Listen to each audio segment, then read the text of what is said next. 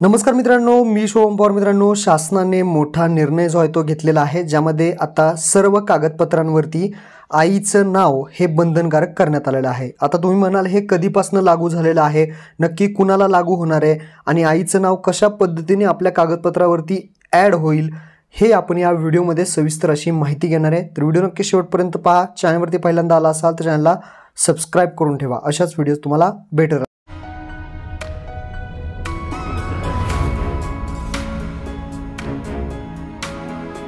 तर मित्रांनो, तुम्ही पाहू शकता मंत्रिमंडळ निर्णय 11 मार्च 2024चा आहे, ज्यामध्ये शासकीय दस्तऐवजावर आईचं नाव जे आहे ते बंधनकारक करण्यात आलेलं आहे. आता तुम्ही म्हणाल आईचं नाव कशा पद्धतीने आपल्या डॉक्युमेंट्सवरती येईल, तर हे सुद्धा त्यांनी सांगितलं आहे. तर पहा, शासकीय दस्तऐवजामध्ये आईच्या नावाचा समावेश वेगळ्या स्तंभामध्ये न दर्शवता अगोदर आईचं नाव जे आहे ते आपण जर सर्टिफिकेट 10वीचे 12वीचे पाहिले तर आईचं नाव खाली वेगळ्या स्तंभामध्ये वेगळ्या कॉलममध्ये असायचं.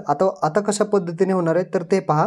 सर्वात पहिल्यांदा उमेदवाराचं नाव येईल, त्यानंतर आईचं नाव येईल आणि त्यानंतर वडिलांचं नाव आणि आडनाव अशा स्वरूपात जे आहे ते नोंदवण्याचे बंधनकारक करण्याचा मंत्रिमंडळाचा निर्णय घेतला आहे. म्हणजे सर्वात अगोदर तुमचं नाव, त्यानंतर तुमच्या आईचं नाव, त्यानंतर तुमच्या वडिलांचं नाव आणि आडनाव अशा पद्धतीने नाव आता होणार आहे.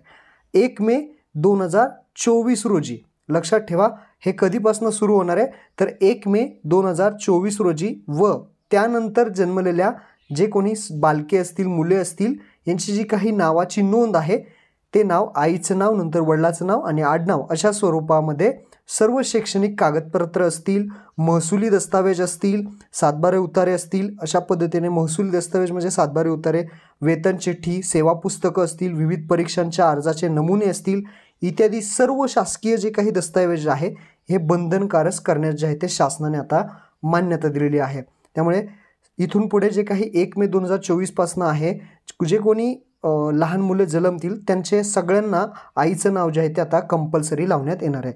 आता तुम्ही म्हणाल की विवाहित स्त्रीच्या बाबतीत कशा पद्धतीने राहील, तर त्यांनी हा सुद्धा पॉईंट दिलेला आहे की जेव्हा विवाह होईल, लग्न होईल आणि लग्न झाल्यानंतर आत्ता जे चालू आहे तशा पद्धतीनेच पतीचं नाव जे आहे ते आडनाव अशा पद्धतीने राहणार आहे. म्हणजे त्यामध्ये तुमचं नंतर आईचं आणि वडिलांचं नाव जाईल, लग्न झाल्यानंतर तिथे पतीचं नाव लावण्यात येईल असं सुद्धा सांगण्यात आलेलं आहे. तर स्त्रीला विवाहापूर्वीच्या नावाने मालमत्तेच्या दस्तऐवजामध्ये नोंदवण्याची मुभा ठेवण्यास मान्यता सुद्धा यामध्ये दिलेली आहे. तर अशा प्रकारचा महत्त्वपूर्ण निर्णय होता.